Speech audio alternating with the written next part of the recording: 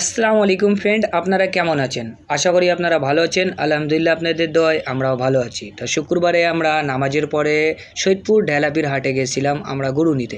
যেরকম আপনারা দেখতে পাচ্ছেন এখন ঢেলাপির হাটে আসলে খুবই ভিড় আছে। শুক্রবারের দিনে সবাই ঢেলাপির হাটে গেছিলো। তা পানির দিনে অনেকেই আসলে কাদা আছে, তা আপনারা সাবধানভাবে আপনারা চলবেন। আমরাও অনেক সাবধানভাবে চলছি।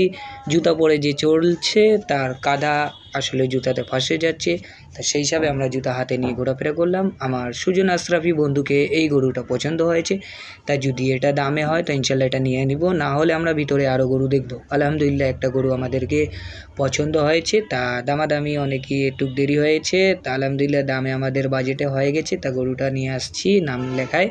তাই ইনার চাচাকে আমরা হাফ পেমেন্ট দিয়েছি, এখন হাফ পেমেন্ট বাকি আছে। আমরা সৈয়দপুরে যাই চাচাকে হাফ পেমেন্টটা দিয়ে দিব। ওকে, আল্লাহ হাফিজ। নেক্সট ভিডিওতে আবার আমাদের সঙ্গে থাকবেন।